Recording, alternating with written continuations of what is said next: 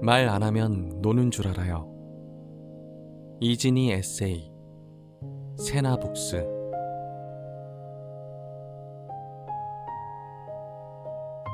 진정한 덕질의 힘.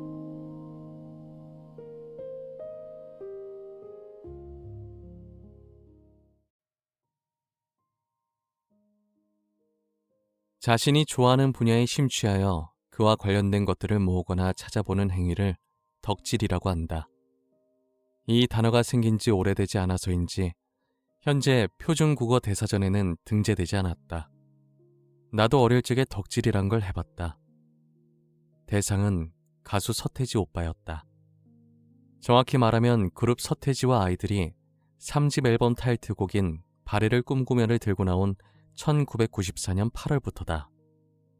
내가 생각하는 팬의 기준은 그가 텔레비전에 나오면 무슨 일이 있어도 채널을 돌리지 않는 건 기본이다. 화면에서 사라질 때까지 온전히 그에게 집중해야 하며 신문이나 잡지에 사진이나 기사가 실리면 이날을 위해 그동안 모은 용돈으로 그것들을 사들이거나 친구가 구매한 잡지를 얻어낸다. 물론 콘서트에 가서 목이 쉴새라 그의 노래를 따라 부르는 것 또한 중요한 임무다. 서태지와 아이들은 1996년 1월 31일에 은퇴했다. 말 그대로 박수 칠 때 떠났다.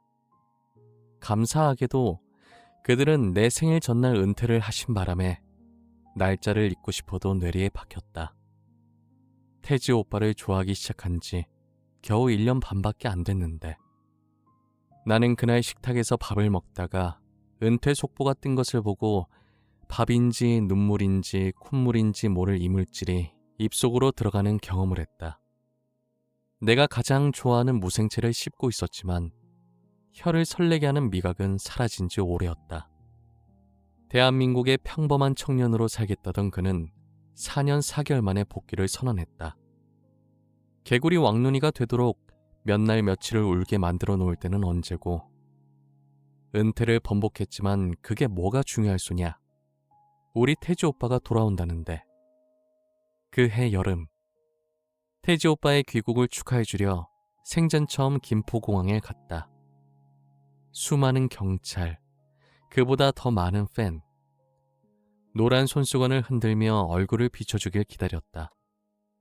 너무 좋으면 눈물이 나는 경험을 한 적이 있으신지. 난 이날 처음으로 경험했다. 은퇴 이후 태지 오빠가 너무 보고 싶어서, 그리워서 눈물이 멈출 생각을 안 했다. TV에서 연예인이 너무 좋아 우는 사람을 보고 우리 부모님이 그렇게나 욕을 하셨는데 당신의 딸이 그런 애 중 하나였다는 걸 이 지면으로 10수년 만에 아시겠죠. 이때부터 나의 뛰어난 열혈 방청객 기질이 드러났는지 눈물 콧물 흘리며 열렬히 환영하는 내 모습에 놀란 모 기자는 다음날 아침 스포츠 신문 일면에 내 얼굴을 만천하에 공개해 주셨다. 방송 3사 뉴스의 머릿기사를 장식할 만큼 대단한 귀국을 마친 그는 이전까진 경쾌하고 발랄하며 때로는 간드러진 음악으로 내 귀를 녹였다면 이번에는 록을 들고 돌아왔다. 개그맨 최양락을 연상케 하는 머리카락을 휘날리며. 그의 화려한 귀국과 함께 나의 본격적인 덕질이 시작됐다. 24시간 공부해도 모자랄 고3 수험생 신분에 수업을 빠지고 음악 프로그램에서 진행하는 사전 녹화를 방청하러 갔다. 앨범이 나오기 전부터 레코드 가게 사장님께 예약한 뒤 대형 사진을 얻어냈다. 그의 콘서트 입장권을 손에 쥐기 위해 입장권을 판매하는 해당 은행 앞에 텐트를 치고 쪽잠을 청했다. 스탠딩 콘서트라 먼저 입장해야 유리했기에 하루 3끼를 통으로 거르고 줄을 서다 빈혈로 쓰러졌다. 콘서트 관계자들이 들것에 실어서 휴게실로 옮기고 정신 차린 나에게 빵과 우유를 줬다. 눈물 젖은 빵 맛은 잊어도 들것에 실린 후 깨어나서 먹은 빵 맛은 죽어도 못 잊는다. 그의 노래에 맞춰 목을 빙글빙글 돌리다 목 디스크가 생겼다. 그것도 모자라 좋아하는 떡볶이를 마다하고 돈을 모아 이미 10수년이 지난 터라 구하기 힘든 그의 콘서트 비디오 테이프와 사진을 정가보다 몇 배나 비싸게 주고 샀다. 이 모든 노력은 고스란히 대입제수로 이어졌다. 부모님에게는 죄송하지만 내 행동에 후회는 없다. 뭐 당연한 결과라고 생각하니 억울하지도 않다. 오히려 내게 그 시절에만 할 수 있는 경험을 맛보게 해준 태지 오빠에게 고마웠다. 아직도 제정신이 아니란 걸 스스로 증명. 수많은 팬 중 그저 나는 한 사람일 뿐이고 오빠가 영원히 내 존재를 모른다고 해도 괜찮다. 진정한 팬이란 그의 행복을 진심으로 빌어줘야 한다는데 나도 그의 가정에 축복을 빌어줄 거다. 하하. 무엇에 미쳐본 적이 있다는 건 미래가 건강하다는 의미. 학생 신분으로, 그것도 대학 입시를 한 번 더 준비하는 막대한 임무 앞에서 했던 저런 짓은 누구라도 쉽게 이해하지 못할 듯하다. 그러나 지난 일을 후회해서 무엇하리. 조금만 달리 생각하면 후회로만 남을 일은 또 아니다. 무언가에 미쳐본 적이 있다는 건 열정이 있다는 뜻이고 다른 분야에서도 열정을 발휘할 확률이 높다는 의미다. 내가 두 번째로 미친 일이 글쓰기이기 때문에 자신 있게 말할 수 있다. 평생 글을 쓰겠다라고 다짐한 날부터 지금까지 나는 쓰기에 미쳐 있다. 누가 들으면 잠도 안 자고 글만 쓰는 줄 알겠지만 그건 아니고 약 10년 동안 한 번도 메모장에서 손을 뗀 적이 없고 5년 동안 단 하루도 한글 문서를 열지 않은 날이 없다. 아무리 바쁘고 피곤해도 하루에 10줄이라도 쓰려고 했다. 노력이라면 노력인 이 행위 덕분에 2017년부터 매년 한 권의 책을 출간할 수 있었다. 어릴 때는 가수 서태지에게 미쳤지만 지금의 대상은 글쓰기인 셈이다. 매일 아침, 오늘은 어떤 글감으로 글을 쓸지 생각한다. 글감이나 아이디어가 내 머릿속에 스치기라도 하면 잠을 자려고 누웠다가도 벌떡 일어나 메모한다. TV를 보거나 책을 읽을 때 중요한 내용이다 싶으면 메모한다. 글쓰기를 사랑한다면 이 정도 덕질은 필요하지 않을까 싶어서다. 무엇보다 중요한 건 쓰는 행위 자체가 재미있다. 메모장을 채울 때마다, 메모장에 쌓인 글을 제대로 된 한 편의 글로 완성할 때마다 희열을 느낀다. 내가 이렇게 할 수 있는 건 어린 시절의 서태지를 향한 덕질 덕분이라고 생각한다. 재수까지 할 만큼 무언가에 빠져 열정을 다해 실행하고 즐겼고 그건 정말 멋진 경험이었다. 훗날 자신이 정말 하고 싶은 일, 잘하고 싶은 일, 잘할 수 있는 일을 만났을 때 예전의 그 신나는 기분을 다시 맛보기 위한 노력이 가능하다. 그리고 그 노력은 예전보다 몇 배 더 큰 보상으로 돌아올지도 모른다. 혹시라도 당신의 자녀나 주위 친구가 무언가에 심하게 빠졌다면 저 정도의 열정이라면 훗날 자신의 길을 만났을 때 포기하지 않겠구나, 끝까지 나아가겠구나 라고 좋게 생각해 주시길. 그때의 우리 엄마가 내게 그랬듯이 단 나쁜 짓에 빠지는 것은 제외. 오늘 할 일을 매일 기록하는 이유. 내가 메모를 사랑하는 건 맞지만 오늘 할 일까지 기록하는 이유가 뭘까? 친절하게도 김일희 작가님이 쓴 글쓰기가 필요하지 않은 인생은 없다에 그 이유가 잘 담겨 있다. 단순히 할 일을 글로 정리했을 뿐인데 그렇게 한 하루와 그렇지 않은 하루가 생산성 면에서 엄청난 차이를 보였다. 나중엔 좀 더 꼴을 갖추게 되었다. 단순히 할 일 목록을 나열하는 데 그치지 않고 중요도와 긴급도에 따라 순서를 정하게 된 것이다. 아주 미세한 변화를 주었을 뿐인데 그에 따른 효과는 또 놀라웠다. 그때부터였던 것 같다. 너는 언제 이 모든 걸 다 하니? 라는 이야기를 듣게 된 것이. 특별히 부지런한 것도 아니고 손발이 빠르거나 그렇다고 두뇌 회전이 뛰어나지도 않은 내가 남들 눈에 꽤 많은 것들을 거침없이 해치우며 꿈을 향해 돌진하는 사람처럼 비치게 된 것이다. 이때 해야 할 일 목록을 너무 많이 적는 것보다 반드시 해야 할 일을 서너 가지만 적어두는 것이 좋다. 사실 하루에 3가지 일만 제대로 해결해도 엄청난 성과다. 서너 가지 일을 100% 달성한다는 목표를 갖고 모닝 페이지를 작성해보자. 아침이, 하루가, 인생이 달라질 것이라 감히 확신한다. 김혜리, 글쓰기가 필요하지 않은 인생은 없다. 김혜리 작가님의 책에 나오는 내용처럼 오늘 할 일을 기록한 날과 기록하지 않은 날의 차이는 명확히 드러난다.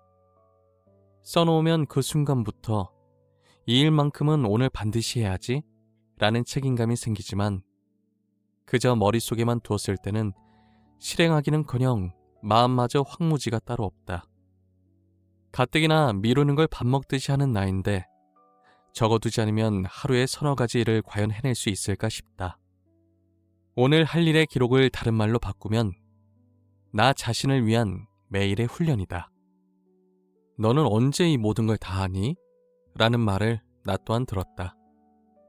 2016년부터 4년 동안은 회사 일과 원고 작업을 병행했기에 당시에 이런 내가 신기해 보인 모양이다. 심지어 2019년 봄에는 결혼 준비, 이사 준비까지 겹쳐 이 같은 말을 더 자주 들은 듯하다. 나야말로 특별히 부지런한 것도 아니고 손발이 빠르거나 그렇다고 두뇌 회전이 뛰어나지도 않은데 이런 과찬을 듣다니 놀랄 노자다. 이 모든 건 해야 할 일을 적은 메모 덕분이라 말하고 싶다. 적지 않았다면 머릿속에서 떠돌다가 임무를 다하지 못한 채 공중으로 뿔뿔이 흩날렸을 게 뻔하다. 요즘은 오전 9시 30분부터 오후 3시 30분까지 딸아이가 어린이집에 있어서 나름대로 차분히 도서관 글쓰기 강의, 책 읽기, 출간 준비 중인 원고 작업 등을 한다. 불과 2년 전까지만 해도 출퇴근하며 원고를 썼다.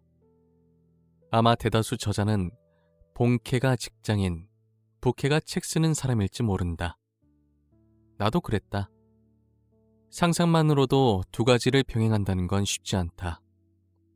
새벽에 일어나서 출근 준비하고 저녁 6시, 야근이 있으면 더 늦은 시간까지 어떻게든 내 자리를 지켜야 한다. 그때도 나는 회사 업무 외에 오늘 할 일을 적고 실천했다. 대부분은 글쓰기와 독서였다. 피곤하다는 핑계로, 바쁘다는 핑계로 해야 할 일을 미루고 싶을 때마다 아래 문장을 되뇌었다. 지금의 편안함을 추구한다면 내 일과 내 일은 절대로 성장하지 않으리. 먼 미래, 아니 한 달 뒤에 일어날 일도 알 수 없지만 적어도 내게 주어진 오늘 하루만큼은 후회 없길 바랐다. 신이 나에게 준 24시간을 허투루 쓰고 싶지 않다. 대단한 하루가 아니어도 괜찮다. 그저 내가 적은 오늘 할 일을 해내기만 하면 된다.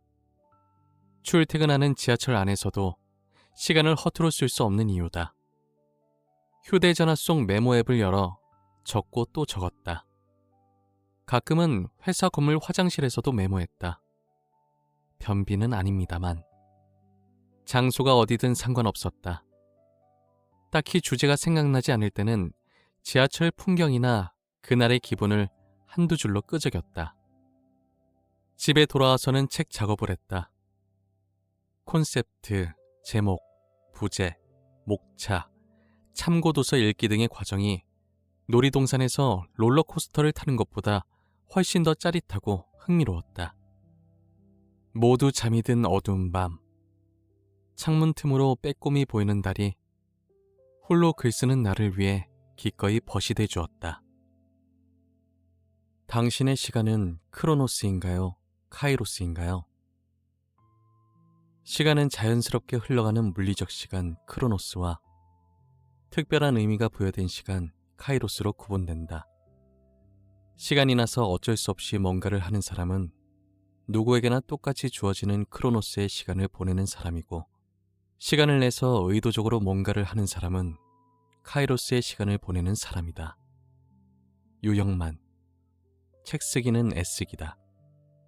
시간을 돌처럼 여기던 내가 변하기로 다짐하다. 시간을 금이 아닌 돌로 여긴 사람이 나였다.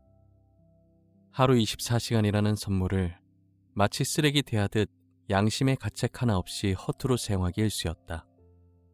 이를테면 이불 속에 누워 낮이 밤이 되는 줄도 모른 채 스마트폰만 하거나 해야 할 일을 기약도 없이 미룬다거나 활자만으로도 한심하기 짝이 없는 행동이다. 당시 우리 엄마는 이런 나를 보며 얼마나 속이 상하셨을까 싶다. 엄마 죄송해요. 그러던 어느 날 거울 앞에 가여운 여자가 서 있었다. 환경 탓만하며 보잘것없는 오늘을 택하는 나 자신이었다. 한심했다. 누구는 하루를 귀빈처럼 대하고 다른 누구는 거지처럼 내버려 둔다. 모두 자신의 선택이다. 누가 그렇게 하라고 등 떠밀지 않는다.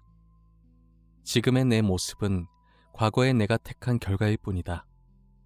언제까지나 난 잘하는 게 없어. 나 같은 사람이 어찌 이 나이에 무슨 이란 말로 움츠린 삶을 살 수는 없다 하여 결심했다. 하고 싶은 일이 있다면 곧장 실행. 먼저 책을 사들이는 것만 좋아하던 내가 이제는 읽는 나를 택했다.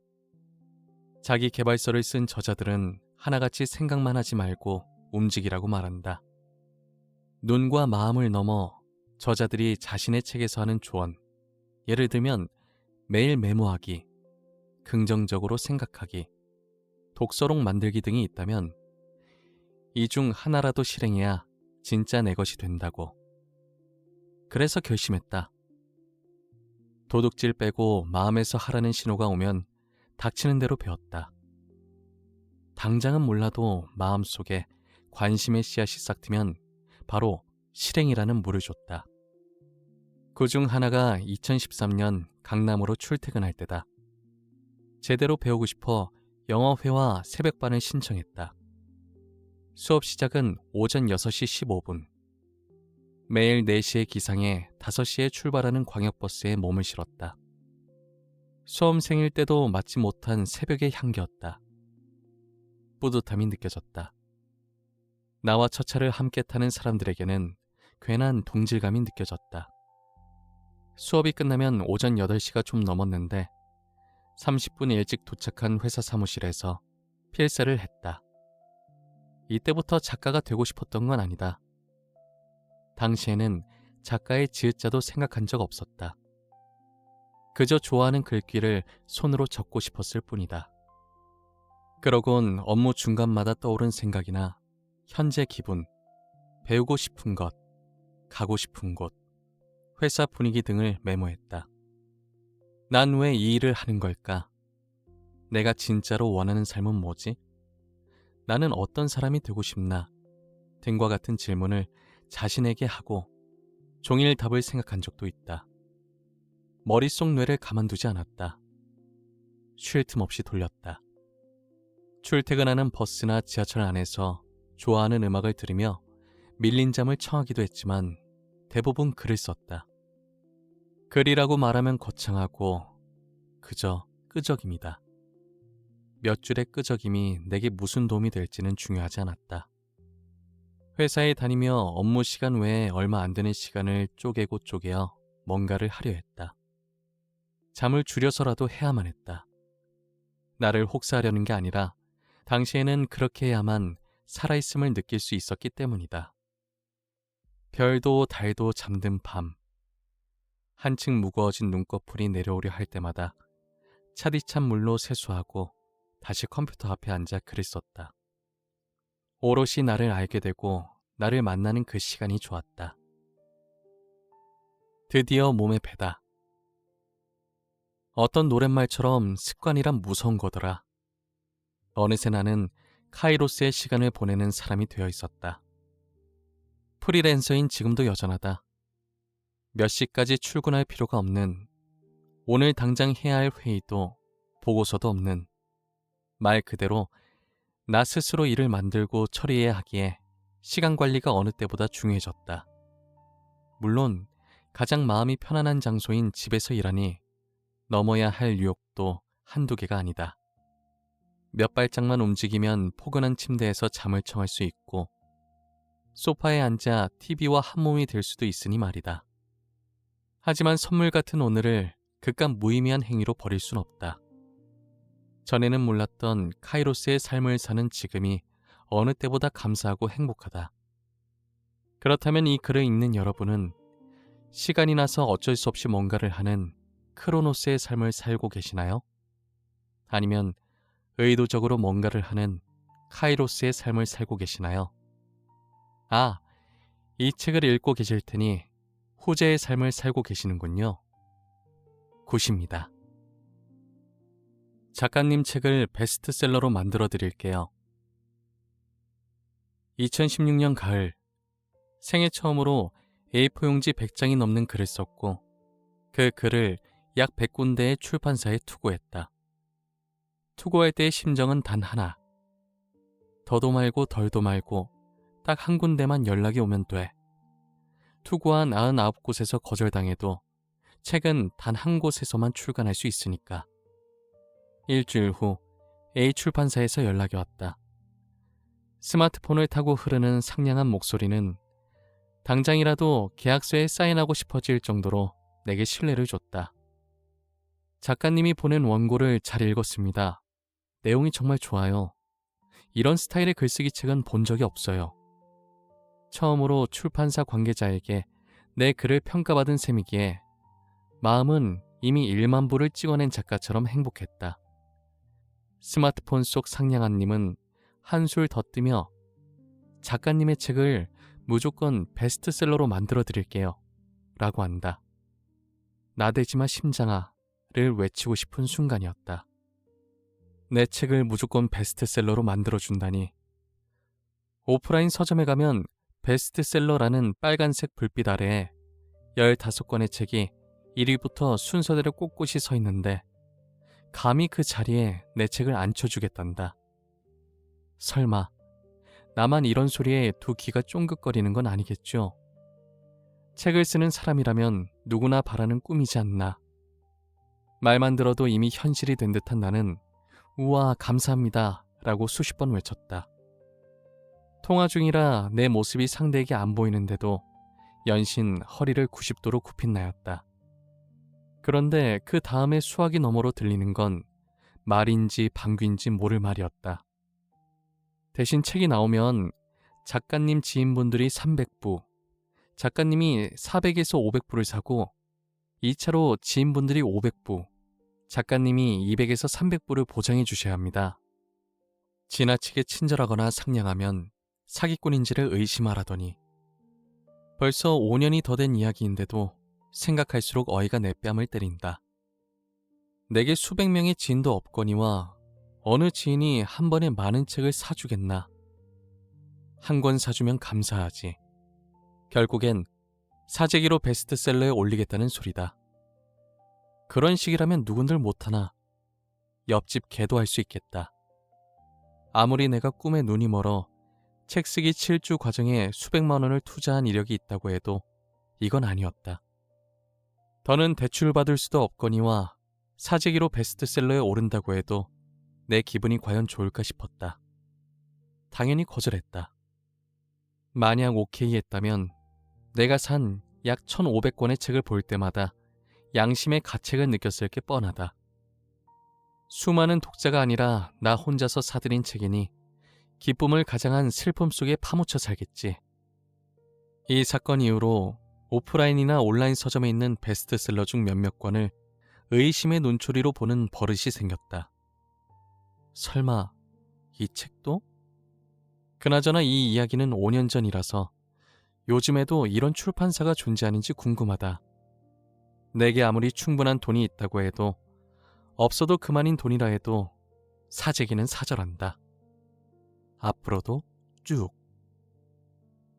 작가님, 민원 전화가 왔는데요. 경기도에 있는 한 도서관에서 온라인 글쓰기 수업을 진행했다. 일주일에 한 번씩 8주간 진행되는 수업이었다. 드디어 첫날. 강연이나 강의를 하기 전엔 언제나 긴장을 동반한다. 겉으로는 내일 지구가 멸망해도 눈 하나 깜짝 안 할 듯한 태평함을 보이지만 심장은 내가 좋아하는 쇼다리 쥐포보다 더 쫄깃해진다. 강의 시작 30분 전 노트북에 있는 온라인 줌 홈페이지에 로그인하고 해당 강좌로 입장. 화이트보드 기능을 열고 아래의 내용을 적었다. 앞으로 8주 동안 함께할 여러분을 환영합니다. 글쓰기 수업은 듣기보다 서로가 쓴 글을 읽고 삶을 나누는 것이 무엇보다 중요합니다. 코로나로 대면 강의는 아니지만 그래서 더욱 비디오 화면을 켜주시기를 부탁드립니다. 이유는 간단하다. 코로나19 때문에 도서관 등에서 진행하는 글쓰기 수업은 대부분 온라인으로 진행된다. 수업이 시작되면 누구는 비디오 화면을 켜고 다른 누구는 켜지 않는다. 화면을 켤 수 있는 상황임에도 그냥 켜지 않는 사람이 많다. 그들의 이유는 내 얼굴이 잘 알지도 모르는 다수에게 팔리는 게 싫어서 혹은 수업 내용을 그저 듣고만 싶어서 등이다. 이런 소극적인 태도로는 글쓰기 수업에서 많은 걸 얻지 못하기에 비디오 화면 ON을 간곡히 부탁한다. 드디어 오전 10시. 안녕하세요 여러분. 이미 20명에 가까운 수강생이 입장했는데 화면을 켠 사람은 서너 분이었다. 심지어 대화창으로도 아무런 인사나 반응이 없었다. 다시 한번 영상을 켜주시면 감사하겠습니다 라고 해도 서너 분을 제외한 나머지 화면은 캄캄했다. 감사하게도 한두 명은 자신이 있는 곳이 회사라서 또는 이동 중이라 화면을 켤 수 없어 죄송하다는 말을 대화창으로 전했다. 사막 한가운데서 우물을 만난 기분이 이랄까? 묵묵부담인 상황에서 채팅창을 활용한 메시지는 더없이 감사했다. 하지만 여전히 어떠한 반응도 하지 않는 사람이 무려 15명이 넘었다. 다시 얘기했다. 울기 직전의 애원 수준. 앞으로 8주 동안 자신이 쓴 글을 읽고 수업 중간에 이런저런 이야기도 나눌 텐데 화면을 켜지 않으시면 진행이 힘듭니다. 영상 좀 켜주세요. 이렇게 반응이 없는 곳은 강의 2년차 만에 처음이었다. 힘이 빠졌다. 어린이 글쓰기 수업을 진행할 때는 강사인 내가 목소리도 더 크게 또박또박 해야 한다.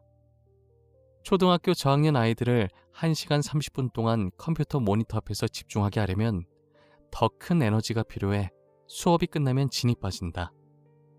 몸은 힘들지만 참여한 아이 모두 화면을 켜기 때문에 재미와 보람을 느낀다. 성인 대상 수업보다 어린이 수업이 에너지 소모가 훨씬 크지만 화면을 전혀 안 켠 성인 수업이라면 어린이 수업보다 10배가 더 힘이 든다.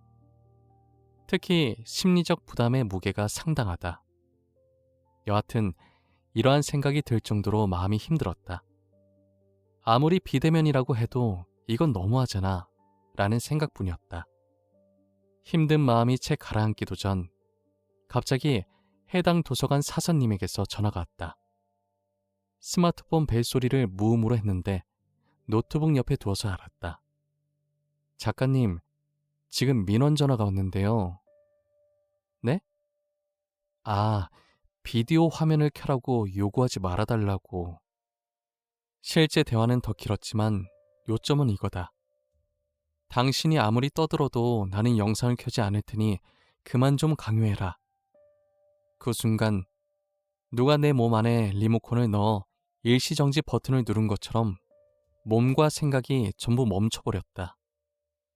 이곳 사서님께서 수업 제안을 하실 때 내용 설명 위주로 해달라고 부탁하셨다. 알겠다고 했지만 2시간 30분을 100% 설명으로 이끌긴 어렵다. 이게 특강이면 몰라도 8주 동안 진행될 수업이다. 하물며 글쓰기다. 수강생들과 주고받는 게 어느 정도 있어야 한다. 그것이 쓰기든 읽기든 이야기든. 그런데 80% 이상의 사람이 화면을 끈 채 아무런 말조차 하지 않을 거란 상황을 조금도 예상하지 못했다. 내가 얼굴을 보이며 온라인 모임에 참여해달라고 부탁을 넘어 사정까지 하는 이유는 두 가지다. 1. 화면 대부분이 꺼져 있으면 강사가 진행할 힘이 빠집니다. 아무도 없는 곳에서 주절주절 말하라고 하면 차라리 덜 힘들겠어요. 동영상 강의 촬영을 위해 카메라 렌즈를 바라보고 혼자서 이야기하는 게 차라리 낫겠다고요. 하지만 약 20명이 함께 있다는 걸 뻔히 아는데 표정도 반응도 아무것도 알 수 없는 채로 혼자서 2시간 30분을 진행하라는 건 강사에게 가혹합니다. 특히 글쓰기 수업에서는 더욱이요. 코로나19가 없던 시절에 방송국은 왜 돈을 주면서까지 방청객을 모집했을까요? 그래야 앞에서 진행하는 MC들이 힘이 나거든요. 기쁘면 기쁜 대로, 슬프면 슬픈 대로의 반응을 바로바로 함께 느낄 수 있으니까요. 2. 글쓰기 수업은 그저 듣는 행위가 아닙니다. 오프라인 글쓰기 모임 때 혹시 난 가면을 쓸 테니까 수업 도중에 말 걸지 마세요 라고 하는 사람 봤나요? 아니면 저는 그냥 조용히 수업만 들을 테니 나한테 어떠한 질문도 하지 마세요 라고 말하는 사람은요? 오프라인 수업에서 이런 태도를 보이는 사람은 아마 듣지도 보지도 못하셨을 겁니다. 그런데 온라인 수업은 왜 그렇게 소극적인가요? 책 글쓰기의 최전선을 쓴 은유 작가님이 여기에 대해 할 말이 있다네요. 나는 글쓰기 수업에서 학인 참여 비중을 높였다. 무엇인가를 배운다는 것은 본디 적극적인 행위이다. 강사의 말을 가만히 듣는 수동적인 상태에서는 배움이 일어나지 않는다. 특히 글쓰기처럼 자기 생산물을 만들어내는 경우는 더욱 그렇다. 피아노 교습소에서 피아노 소리가 안 들릴 수 없듯이 우리 공부방에서도 학인들 목소리, 의견, 생각, 책 읽는 소리가 또랑또랑 올려나가길 바랐다. 나는 우선 기본적인 글쓰기 기법을 알려주고는 학인들이 수업을 이끌게 했다. 저마다 책에서 감흥한 부분을 읽고 모르는 구절을 묻고 생각과 느낌을 말했다. 또 각자 써온 글을 발표하고 돌아가며 소감을 곁들였다. 학인들이 몸소 말하고 헤매고 느끼는 시간으로 채웠다. 은유, 글쓰기의 최전선. 본래 내 수업에서는 수강생들의 글을 읽고 삶을 나누는 시간이 반을 차지한다. 때론 이 방법이 좋은지를 고민했는데 은유 작가님의 글귀를 읽고 완전히 마음을 굳혔다. 그래, 수업을 잘 진행하고 있구나. 딱 하루만 1~2시간 동안 진행하는 특강이라면 나는 절대로 화면을 켜지 않겠습니다 라는 고집을 어느 정도 이해하겠다. 그런데 8주 동안 진행되는 글쓰기 수업 겸 모임인데 그냥 듣기만 하겠다는 태도는 매우 아쉽다. 상황이 어려워서 화면을 켤 수 없음은 물론 대화창에 메모 하나 남기기 어려운 사람도 있겠지만 함께 얼굴을 맞대며 삶을 나눠야 나도 모르는 글쓰기 아이디어나 글감이 모습을 드러낼 텐데 말이다. 감사하게도 그리고 다행스럽게도 화면을 켜주시거나 대화창으로 반응을 보이신 5명의 수강생 덕분에 1회차를 마칠 수 있었다. 작가님, 오늘 너무 고생하셨어요. 좋은 강의 감사합니다. 다음 주 수업도 기대할게요. 등의 따뜻한 격려와 응원으로 마무리됐다. 나는 앞으로 특강을 제외한 온라인 글쓰기 수업 제안이 오면 다른 건 몰라도 이 말은 꼭 덧붙이겠다. 도서관 글쓰기 수업 제안에 감사합니다. 다만 추후 수강생 모집 포스터를 만드실 때 비디오 화면을 켜시거나 대화창 등으로 적극적인 참여를 하실 분만 신청해 주세요 라는 문구를 반드시 넣어주세요. 귀한 시간을 내어 수업에 참석한다면 적극적인 자세가 필요하다. 그래야 글쓰기에 관한 것이든 뭐든 얻어갈 수가 있다. 지금 당장은 몰라도 한 달, 1년, 3년 후 내 모습이, 상황이, 처지가 바뀔지 모를 일이다. 그 누구도 장담할 수 없는 게 인생 아닌가. 어떤 일이든 결국 해내는 사람은 적극적인 태도의 소유자다. 사선님의 전화를 받고 수업이 끝난 직후까지 마음이 편하지 않았다. 내가 뭘 크게 잘못한 사람으로 비친 듯해서 억울하기까지 했다. 내 요구가 나 혼자 편해지자고 한 것도 아닌데 적극적인 참여로 더 즐겁고 재밌는 시간을 보내길 바랬던 건데 오후가 지나 저녁을 맞으니 기분이 좀 나아졌다. 역시 난 단순하다. 이렇게 글로 적으니 마음이 정돈된다. 하지만 이 수업이 유료였어도 그랬을까? 내가 유명한 강사였어도 그랬을까? 그래도 민원 전화는 심했잖아. 프로와 아마추어 사이에 있는 나. 내 본업은 책을 출간하는 작가이지만 글쓰기라는 주제로 알고 있는 지식이나 경험을 나누는 강사의 길에서 나는 과연 프로에 좀 더 가까운지 아니면 아마추어인지 궁금했다. 이 궁금증은 곧장 녹색 창을 열어 프로와 아마추어를 입력하게 했다. 관련 글을 여러 개 보다가 아래의 글이 눈에 들어왔다. 프로와 아마추어의 차이. 1. 프로는 기회가 오면 우선 잡고 오지만 아마추어는 생각만 하다 기회를 놓친다. 2.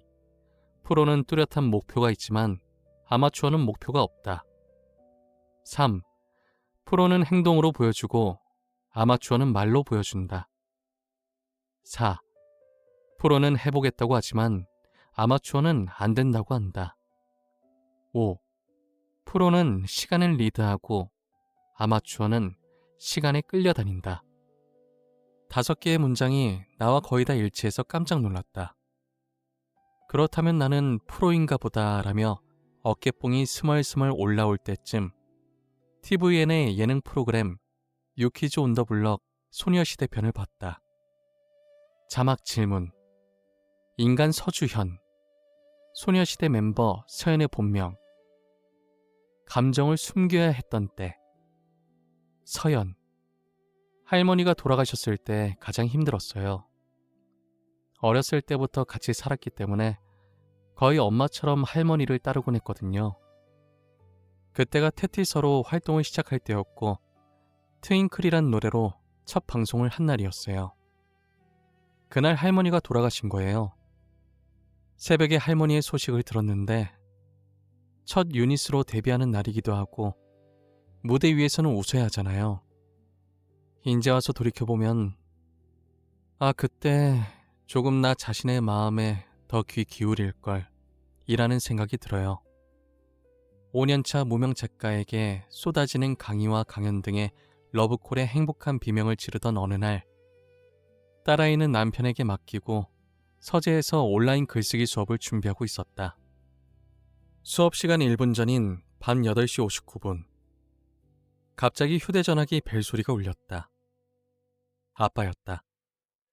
평소 새벽 4, 5시에 기상, 밤 9시 이내에 주무시는 부모님이라서 이 시간에 내게 전화가 올 리 없는데 왠지 느낌이 쌓여있다.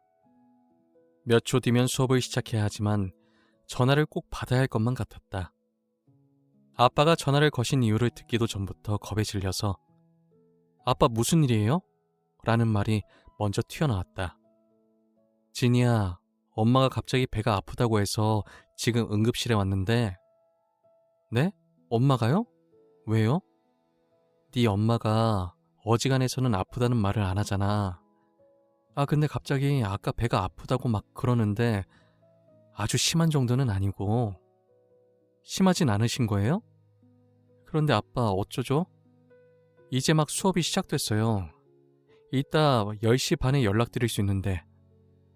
오늘 수업이 있었구나. 우리 딸 수고하네. 아빠가 괜히 전화했구나. 심각한 건 아니니까 걱정하지 마. 그럼 수업에 열중하렴.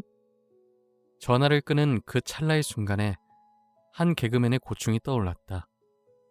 어느 개그맨이 아내의 입원 소식을 듣고도 병원으로 가지 못한 채 무대 위에서 관객들을 웃겨야만 했다는 이야기. 이러한 사연이 어디 그 개그맨뿐이랴. 그 앞에 언급한 가수 서연도 예외는 아니었다. 나 역시 슬픔을 뒤로한 채 마치 아무 일 없었다는 듯이 가면을 써야 했다. 지금 당장 엄마가 구급차에 실려 응급실로 향한다고 해서 내 슬픔을 드러낸 채 수업할 수는 없었다. 그런데 여기서 나는 프로가 아님이 증명됐다. 아빠와의 전화를 끊고 수강생분들께 이렇게 말했기 때문이다. 방금 아빠한테 전화가 왔는데요. 엄마가 심한 복통으로 지금 응급실에 가셨다고. 이 말을 했다고 해서 90분 내내 슬픈 표정이나 어조로 수업을 진행하진 않았다. 다른 때처럼 내 무기인 밝은 에너지를 뿜으며 진행했다. 하지만 수강생분들께 내가 처한 상황을 드러냈으니 진정한 프로가 아닌 거로. 집에서 온라인으로 수업할 때는 물론 외부에서 강의나 미팅할 때에도 갑자기 안 좋은 소식을 들을 수 있다. 그때마다 슬픔은 잠시 묻어두고 그저 아무 일 없다는 듯이 아무도 눈치채지 못하게 행동해야겠지.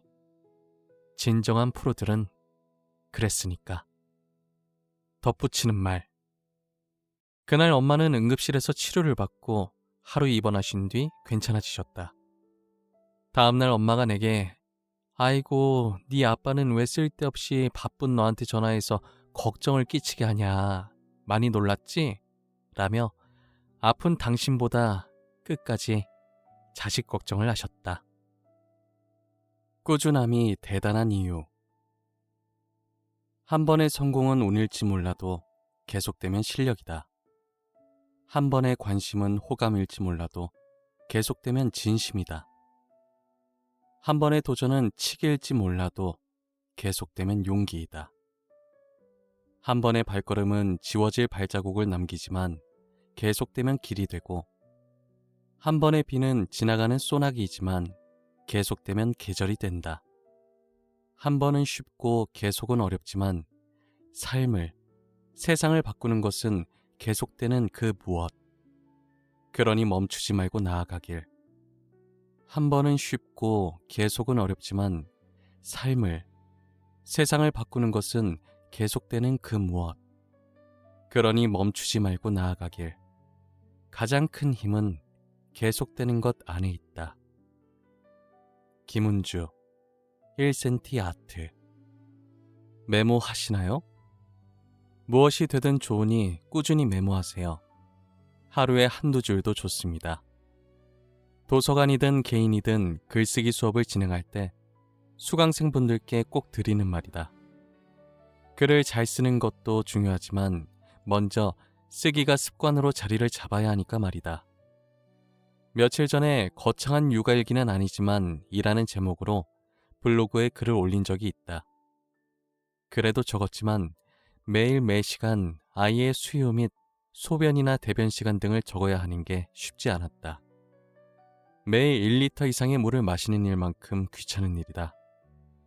아이의 상황을 메모할 시간이 있다면 밤낮 없는 육아로 못 잔 잠을 채우고 싶었다. 그럼에도 우리 부부는 딸아이의 첫 생일을 한 달 남긴 지금까지 적고 있다. 신기하게도 그렇게나 귀찮다고 여긴 일을 200일 넘게 하니 습관이 됐다. 즉, 귀찮다는 생각 자체가 안 든다. 이미 몸에 배었다는 증거다. 글쓰기도 마찬가지 아닐까? 꾸준히 쓰는 게 습관이 되지 않은 분들에게는 감히 곤욕이라는 말이 나올 만큼 힘든 시간일 수 있다. 물론 곤욕스럽다고 느낄 정도라면 쓰지 않는 게 낫다. 쓰는 행위 자체가 말 그대로 즐거워야 꾸준히 할 수 있으니까.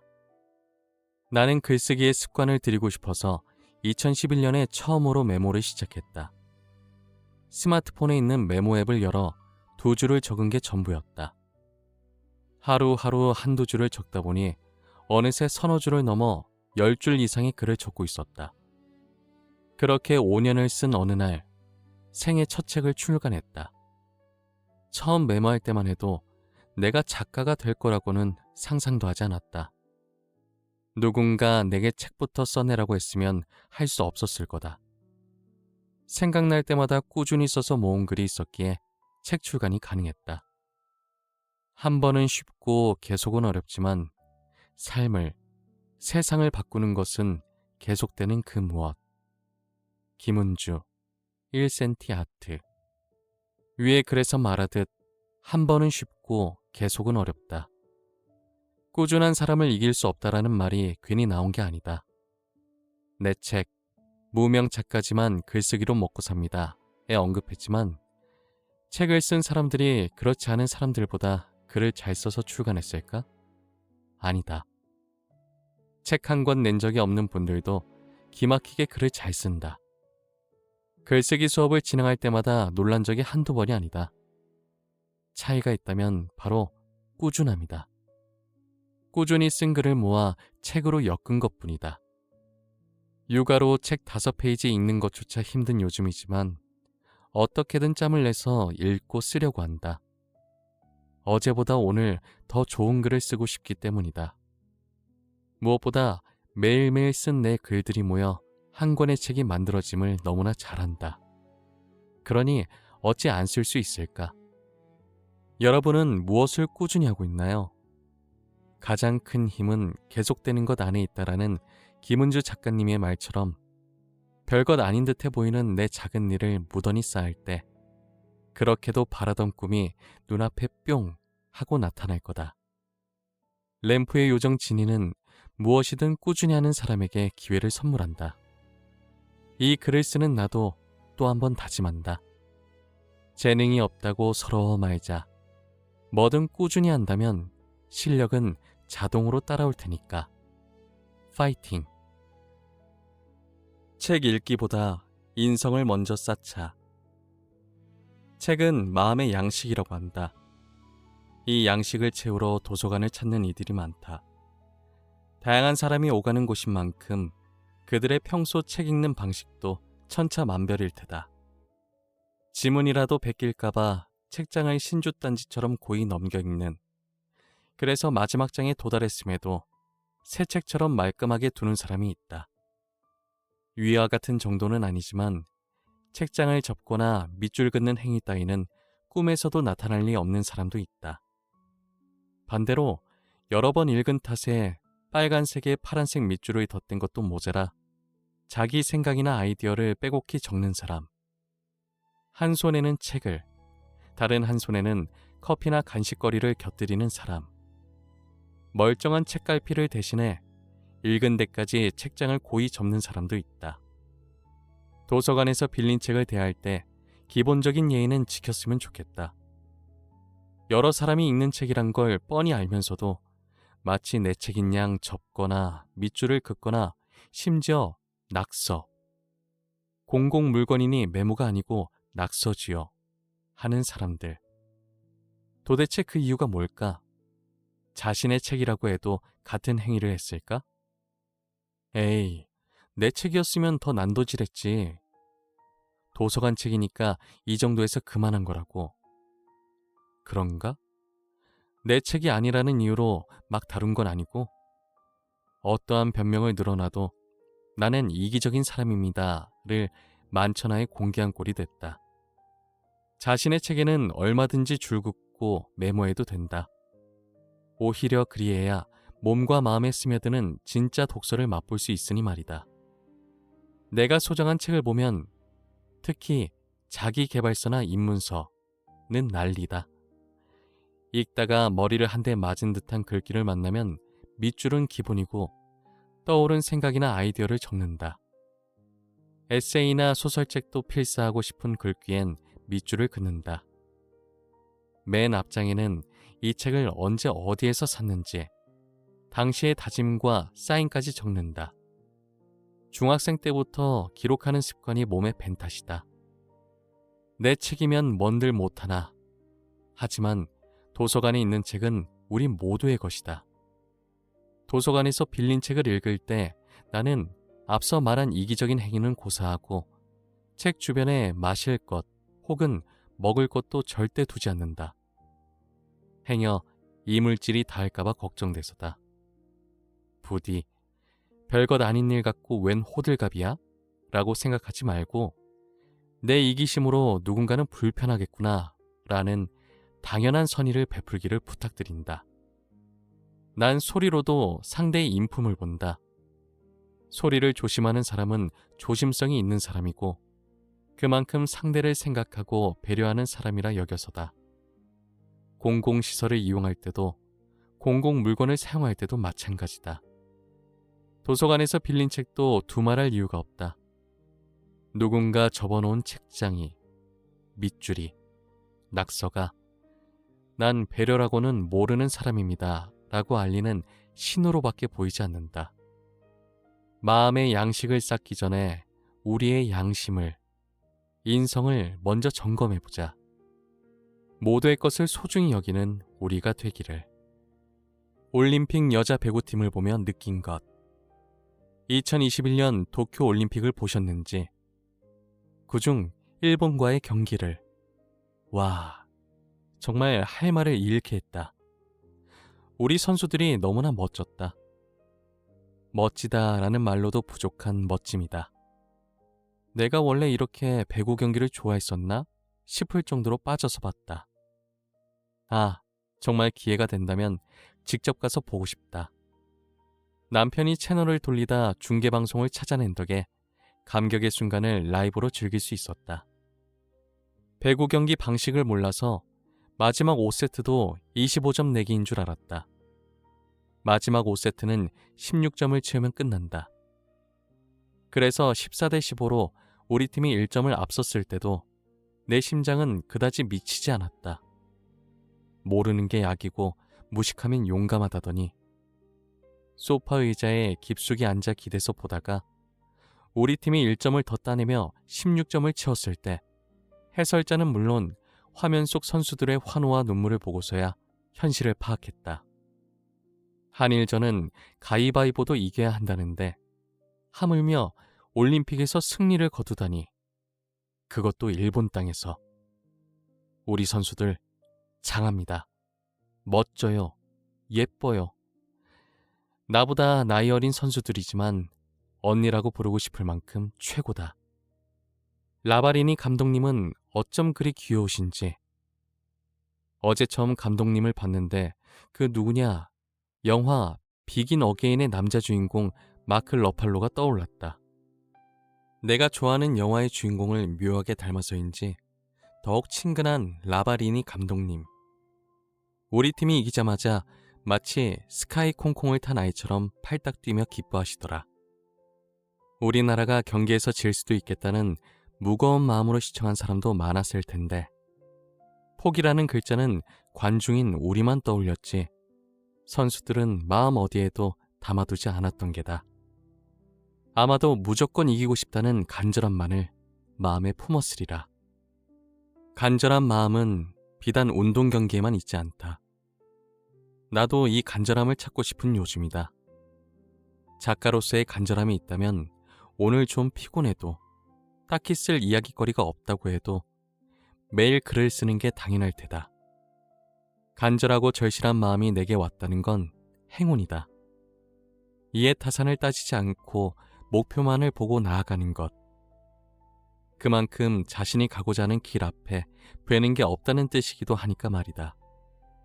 무엇보다 간절함의 끝에서 어쩌면 눈으로 보이는 것 이상 과학으로 설명할 수 없는 어떤 지경으로 인도되는 것이 아닐까? 5년 전 번듯한 직장도, 모아놓은 돈도, 미래를 약속한 반쪽도 어느 것 하나 없던 나. 가진 거라곤 꿈을 향한 단 하나의 간절함뿐이었다. 대한민국 국가대표 배구팀의 경기를 보며 잃을 것이 전혀 없던 현실 앞에 오직 작가가 되고자 하는 간절함이 충만했던 그 시절을 돌아보게 된다. 절대 허송세월 하지 마라. 책을 읽든지 쓰든지 기도를 하든지 명상을 하든지 또는 공익을 위해 노력하든지 항상 뭔가를 해라.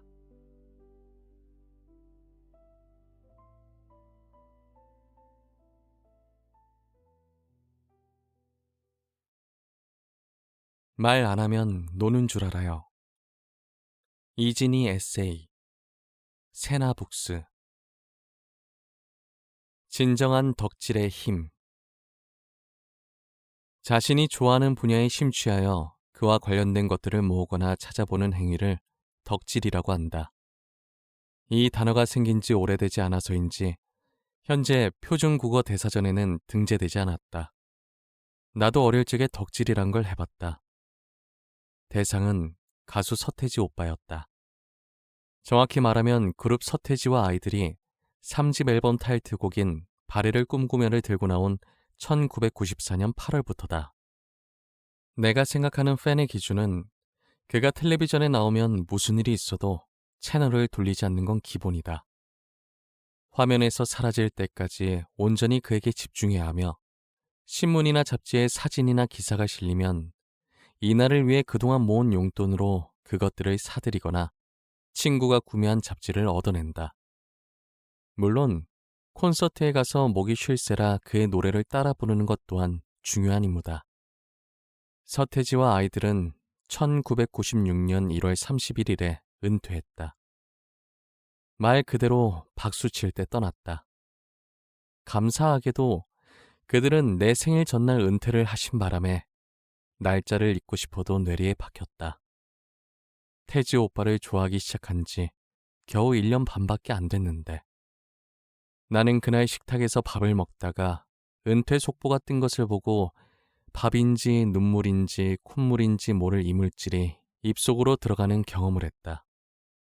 내가 가장 좋아하는 무생채를 씹고 있었지만 혀를 설레게 하는 미각은 사라진 지 오래였다. 대한민국의 평범한 청년으로 살겠다던 그는 4년 4개월 만에 복귀를 선언했다. 개구리 왕눈이가 되도록 몇 날 며칠을 울게 만들어 놓을 때는 언제고 은퇴를 번복했지만 그게 뭐가 중요할 소냐. 우리 태지 오빠가 돌아온다는데. 그해 여름 태지 오빠의 귀국을 축하해주려 생전 처음 김포공항에 갔다. 수많은 경찰, 그보다 더 많은 팬. 노란 손수건을 흔들며 얼굴을 비춰주길 기다렸다. 너무 좋으면 눈물이 나는 경험을 한 적이 있으신지. 난 이날 처음으로 경험했다. 은퇴 이후 태지 오빠가 너무 보고 싶어서, 그리워서 눈물이 멈출 생각을 안 했다. TV에서 연예인이 너무 좋아 우는 사람을 보고 우리 부모님이 그렇게나 욕을 하셨는데 당신의 딸이 그런 애 중 하나였다는 걸 이 지면으로 10수년 만에 아시겠죠.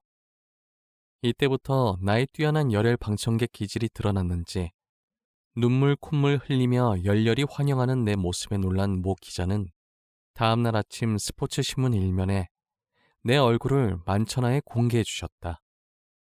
방송 3사 뉴스의 머릿기사를 장식할 만큼 대단한 귀국을 마친 그는 이전까진 경쾌하고 발랄하며 때로는 간드러진 음악으로 내 귀를 녹였다면 이번에는 록을 들고 돌아왔다.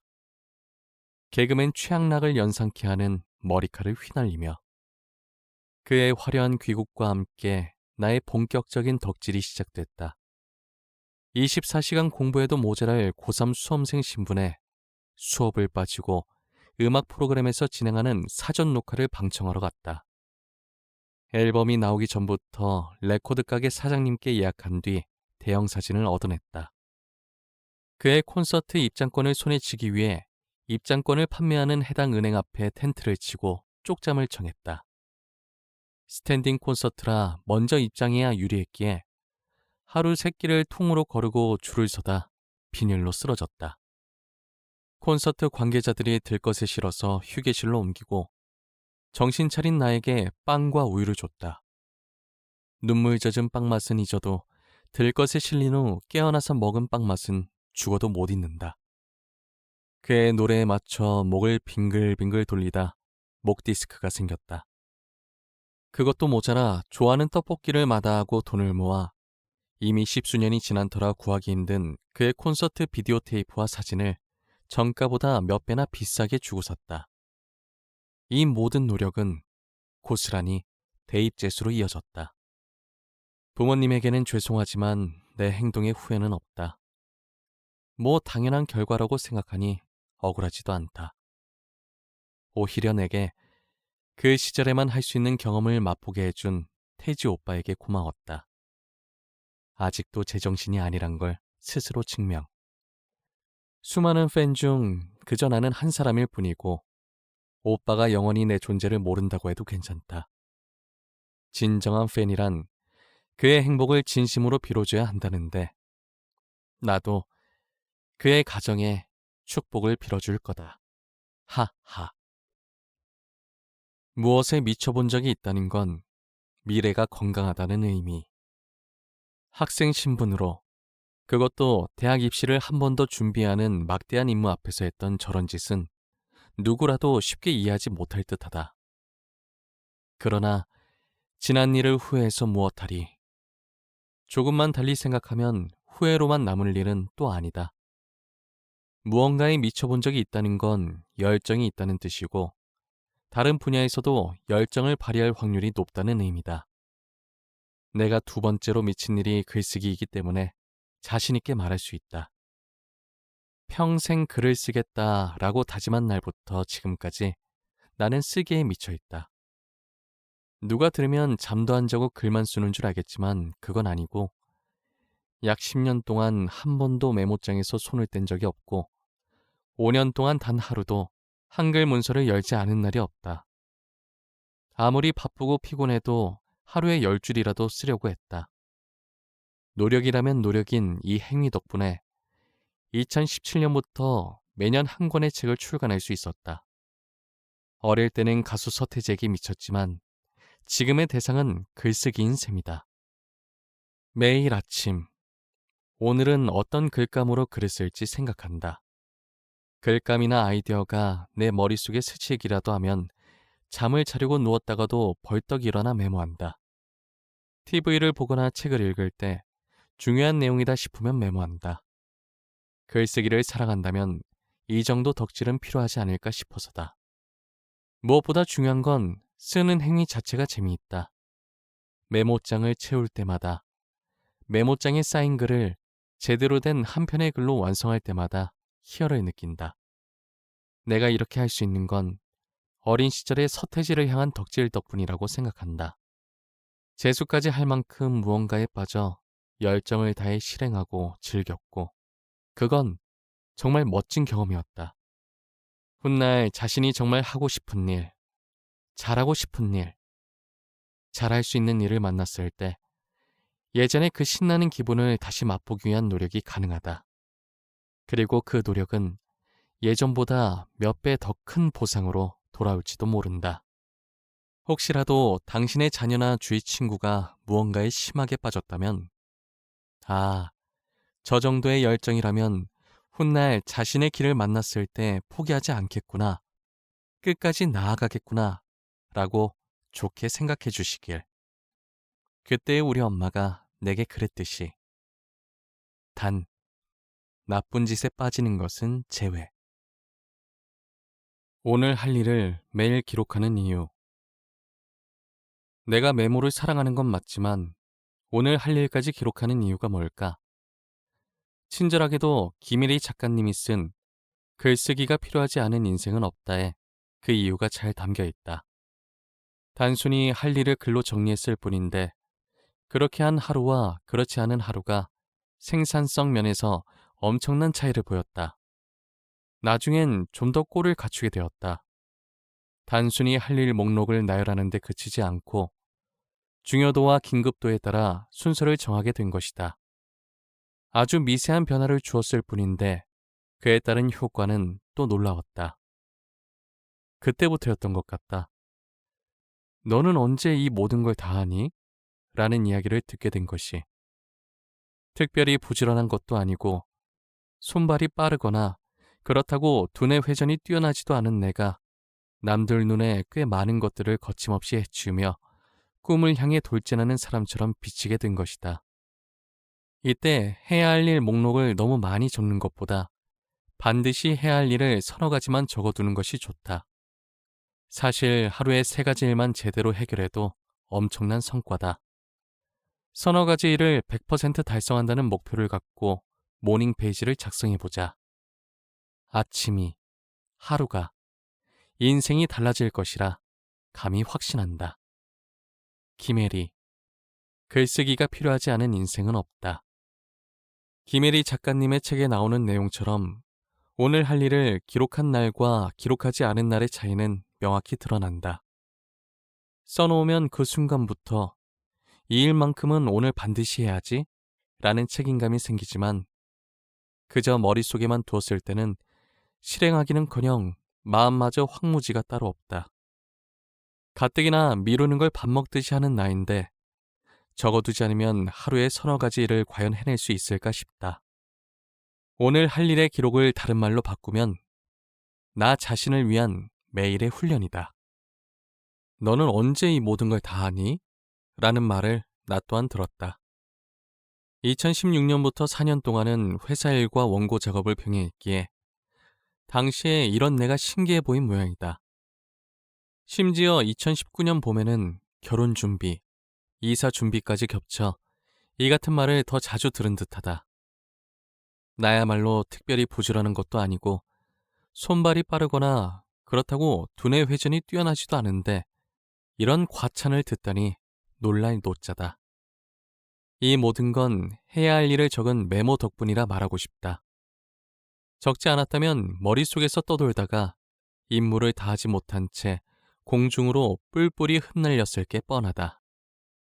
요즘은 오전 9시 30분부터 오후 3시 30분까지 딸아이가 어린이집에 있어서 나름대로 차분히 도서관 글쓰기 강의, 책 읽기, 출간 준비 중인 원고 작업 등을 한다. 불과 2년 전까지만 해도 출퇴근하며 원고를 썼다. 아마 대다수 저자는 본캐가 직장인, 부캐가 책 쓰는 사람일지 모른다. 나도 그랬다. 상상만으로도 두 가지를 병행한다는 건 쉽지 않다. 새벽에 일어나서 출근 준비하고 저녁 6시, 야근이 있으면 더 늦은 시간까지 어떻게든 내 자리를 지켜야 한다. 그때도 나는 회사 업무 외에 오늘 할 일을 적고 실천했다. 대부분은 글쓰기와 독서였다. 피곤하다는 핑계로, 바쁘다는 핑계로 해야 할 일을 미루고 싶을 때마다 아래 문장을 되뇌었다. 지금의 편안함을 추구한다면 내 일과 내 일은 절대로 성장하지 않으리. 먼 미래, 아니 한 달 뒤에 일어날 일도 알 수 없지만 적어도 내게 주어진 오늘 하루만큼은 후회 없길 바랐다. 신이 나에게 준 24시간을 허투루 쓰고 싶지 않다.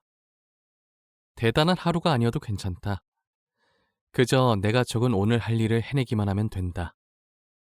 출퇴근하는 지하철 안에서도 시간을 허투루 쓸 수 없는 이유다. 휴대전화 속 메모 앱을 열어 적고 또 적었다. 가끔은 회사 건물 화장실에서도 메모했다. 변비는 아닙니다만. 장소가 어디든 상관없었다. 딱히 주제가 생각나지 않을 때는 지하철 풍경이나 그날의 기분을 한두 줄로 끄적였다. 집에 돌아와서는 책 작업을 했다. 콘셉트, 제목, 부제, 목차, 참고도서 읽기 등의 과정이 놀이동산에서 롤러코스터를 타는 것보다 훨씬 더 짜릿하고 흥미로웠다. 모두 잠이 든 어두운 밤, 창문 틈으로 빼꼼히 보이는 달이 홀로 글 쓰는 나를 위해 기꺼이 벗이 돼 주었다. 당신의 시간은 크로노스인가요? 카이로스인가요? 시간은 자연스럽게 흘러가는 물리적 시간 크로노스와 특별한 의미가 부여된 시간 카이로스로 구분된다. 시간이 나서 어쩔 수 없이 뭔가를 하는 사람은 누구에게나 똑같이 주어지는 크로노스의 시간을 보내는 사람이고, 시간을 내서 의도적으로 뭔가를 하는 사람은 카이로스의 시간을 보내는 사람이다. 유영만. 책 쓰기는 애쓰기다. 시간을 돌처럼 여기던 내가 변하기로 다짐하다. 시간을 금이 아닌 돌로 여긴 사람이 나였다. 하루 24시간이라는 선물을 마치 쓰레기 대하듯 양심의 가책 하나 없이 허투루 사용하기 일쑤였다. 이를테면 이불 속에 누워 낮이 밤이 되는 줄도 모른 채 스마트폰만 하거나 해야 할 일을 기약도 없이 미룬다거나 활자만으로도 한심하기 짝이 없는 행동이다. 당시 우리 엄마는 이런 나를 보며 얼마나 속이 상하셨을까 싶다. 엄마 죄송해요. 그러던 어느 날 거울 앞에 가여운 여자가 서 있었다. 환경 탓만하며 보잘것없는 오늘을 택하는 나 자신이었다. 한심했다. 누구는 하루를 귀빈처럼 대하고 다른 누구는 거지처럼 내버려둔다. 모두 자신의 선택이다. 누가 그렇게 하라고 등 떠밀지 않는다. 지금의 내 모습은 과거의 내가 택한 결과일 뿐이다. 언제까지나 난 잘하는 게 없어. 나 같은 사람이 어찌 이 나이에 무슨 이란 말로 움츠린 삶을 살 수는 없다 하여 결심했다. 하고 싶은 일이 있다면 곧장 실행. 먼저 책을 사들이는 것만 좋아하던 내가 이제는 읽는 나를 택했다. 자기 개발서를 쓴 저자들은 하나같이 생각만 하지 말고 움직이라고 말한다. 눈과 마음을 넘어 저자들이 자신의 책에서 하는 조언, 예를 들면 매일 메모하기, 긍정적으로 생각하기, 독서록 만들기 등이 있다면 이 중 하나라도 실행해야 진짜 내 것이 된다고. 그래서 결심했다. 도둑질 빼고 마음에서 하라는 신호가 오면 닥치는 대로 배웠다. 당장은 몰라도 마음속에 관심의 씨앗이 싹 트면 바로 실행이라는 물을 줬다. 그중 하나가 2013년 강남으로 출퇴근할 때다. 제대로 배우고 싶어 영어회화 새벽반을 신청했다. 수업 시작은 오전 6시 15분. 매일 4시에 기상해 5시에 출발하는 광역버스에 몸을 실었다. 수험생일 때도 맞지 못한 새벽의 향기였다. 뿌듯함이 느껴졌다. 나와 첫 차를 함께 타는 사람들에게는 괜한 동질감이 느껴졌다. 수업이 끝나면 오전 8시가 좀 넘었는데 30분 일찍 도착한 회사 사무실에서 필사를 했다. 이때부터 작가가 되고 싶었던 건 아니다. 당시에는 작가의 지읒자도 생각한 적 없었다. 그저 좋아하는 글귀를 손으로 적고 싶었을 뿐이다. 그러곤 업무 중간마다 떠오른 생각이나 현재 기분, 배우고 싶은 것, 가고 싶은 곳, 회사 분위기 등을 메모했다. 난 왜 이 일을 하는 걸까? 내가 진짜로 원하는 삶은 뭐지? 나는 어떤 사람이 되고 싶나? 등과 같은 질문을 자신에게 하고 종일 답을 생각한 적도 있다. 머릿속 뇌를 가만두지 않았다. 쉴 틈 없이 돌렸다. 출퇴근하는 버스나 지하철 안에서 좋아하는 음악을 들으며 밀린 잠을 청하기도 했지만 대부분 글을 썼다. 글이라고 말하면 거창하고 그저 끄적임이다. 몇 줄의 끄적임이 내게 무슨 도움이 될지는 중요하지 않았다. 회사에 다니며 업무 시간 외에 얼마 안 되는 시간을 쪼개고 쪼개어 뭔가를 하려 했다. 잠을 줄여서라도 해야만 했다. 나를 혹사하려는 게 아니라 당시에는 그렇게 해야만 살아있음을 느낄 수 있었기 때문이다. 별도 달도 잠든 밤, 한층 무거워진 눈꺼풀이 내려오려 할 때마다 차디찬 물로 세수하고 다시 컴퓨터 앞에 앉아 글을 썼다. 오롯이 나를 알게 되고 나를 만나는 그 시간이 좋았다. 드디어 몸에 배다. 어떤 노랫말처럼 습관이란 무서운 거더라. 어느새 나는 카이로스의 시간을 보내는 사람이 되어 있었다. 프리랜서인 지금도 여전하다. 몇 시까지 출근할 필요가 없는, 오늘 당장 해야 할 회의도 보고서도 없는, 말 그대로 나 스스로 일을 만들고 처리해야 하기에 시간 관리가 어느 때보다 중요해졌다. 물론 가장 마음이 편안한 장소인 집에서 일하니 넘어야 할 유혹도 한두 개가 아니다.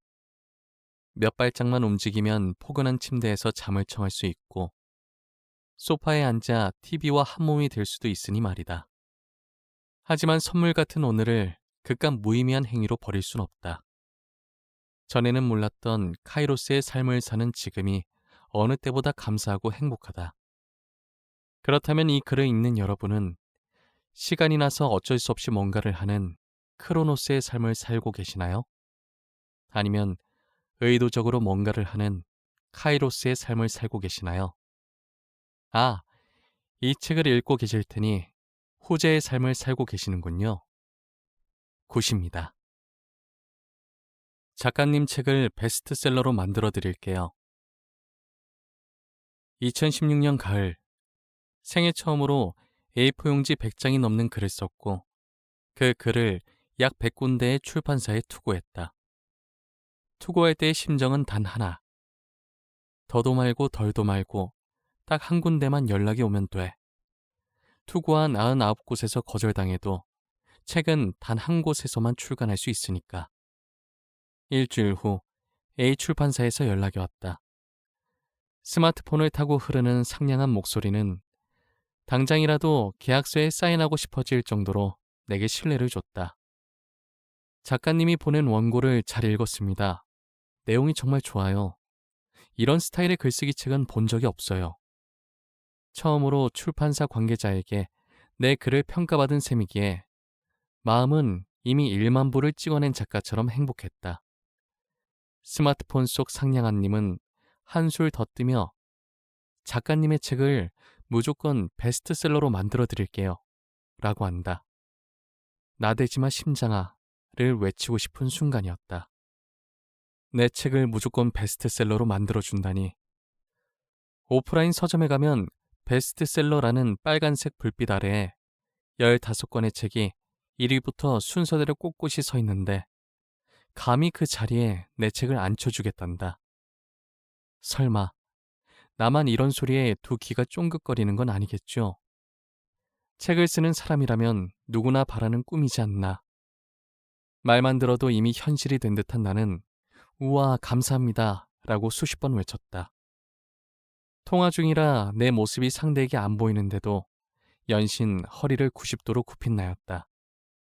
그런데 그 다음에 수화기 너머로 들리는 건 말인지 방귀인지 모를 말이었다. 대신 책이 나오면 작가님 지인분들이 300부, 작가님이 400에서 500부를 사고 2차로 지인분들이 500부, 작가님이 200에서 300부를 보장해 주셔야 합니다. 지나치게 친절하거나 상냥하면 사기꾼인지를 의심하라더니 벌써 5년이 더 된 이야기인데도 생각할수록 어이가 내 뺨을 때린다. 내게 수백 명의 지인도 없거니와 어느 지인이 한 번에 많은 책을 사주겠나. 한 권 사주면 감사하지. 결국엔 사재기로 베스트셀러에 올리겠다는 소리다. 그런 식이라면 누군들 못하나 옆집 개도 할 수 있겠다. 아무리 내가 꿈에 눈이 멀어 책 쓰기 7주 과정에 수백만 원을 투자한 이력이 있다고 해도 이건 아니었다. 더는 대출받을 수도 없거니와 사재기로 베스트셀러에 오른다고 해도 내 기분이 과연 좋을까 싶었다. 당연히 거절했다. 만약 오케이 했다면 내가 산 약 1,500권의 책을 볼 때마다 양심의 가책을 느꼈을 게 뻔하다. 수많은 독자가 아니라 나 혼자서 사들인 책이니 기쁨을 가장한 슬픔 속에 파묻혀 살겠지. 이 사건 이후로 오프라인이나 온라인 서점에 있는 베스트셀러 중 몇몇 권을 의심의 눈초리로 보는 버릇이 생겼다. 설마 이 책도? 그나저나 이 이야기는 5년 전이라서 요즘에도 이런 출판사가 존재하는지 궁금하다. 내게 아무리 충분한 돈이 있다고 해도 없어도 그만인 돈이라 해도 사재기는 사절한다. 앞으로도 쭉. 작가님, 민원 전화가 왔는데요. 경기도에 있는 한 도서관에서 온라인 글쓰기 수업을 진행했다. 일주일에 한 번씩 8주간 진행되는 수업이었다. 드디어 첫날. 강연이나 강의를 하기 전엔 언제나 긴장을 동반한다. 겉으로는 내일 지구가 멸망해도 눈 하나 깜짝 안 할 듯한 태평함을 보이지만 심장은 내가 좋아하는 쇼다리 쥐포보다 더 쫄깃해진다. 강의 시작 30분 전. 노트북에 있는 온라인 줌 홈페이지에 로그인하고 해당 강좌로 입장. 화이트보드 기능을 열고 아래의 내용을 적었다. 앞으로 8주 동안 함께할 여러분을 환영합니다. 글쓰기 수업은 듣기보다 서로가 쓴 글을 읽고 삶을 나누는 것이 무엇보다 중요합니다. 코로나로 대면 강의는 아니지만 그래서 더욱 비디오 화면을 켜주시기를 부탁드립니다. 이유는 간단하다. 코로나19 때문에 도서관 등에서 진행하는 글쓰기 수업은 대부분 온라인으로 진행된다. 수업이 시작되면 누구는 비디오 화면을 켜고 다른 누구는 켜지 않는다. 화면을 켤 수 있는 상황임에도 그냥 켜지 않는 사람이 많다. 그들의 이유는 내 얼굴이 잘 알지도 모르는 다수에게 팔리는 게 싫어서 혹은 수업 내용을 그저 듣고만 싶어서 등이다. 이런 소극적인 태도로는 글쓰기 수업에서 많은 걸 얻지 못하기에 비디오 화면 ON을 간곡히 부탁한다. 드디어 오전 10시. 안녕하세요, 여러분. 이미 20명에 가까운 수강생이 입장했는데 화면을 켠 사람은 서너 분이었다. 심지어 대화창으로도 아무런 인사나 반응이 없었다. 다시 한번 영상을 켜주시면 감사하겠습니다. 라고 해도 서너 분을 제외한 나머지 화면은 캄캄했다. 감사하게도 한두 명은 자신이 있는 곳이 회사라서 또는 이동 중이라 화면을 켤 수 없어 죄송하다는 말을 대화창으로 전했다.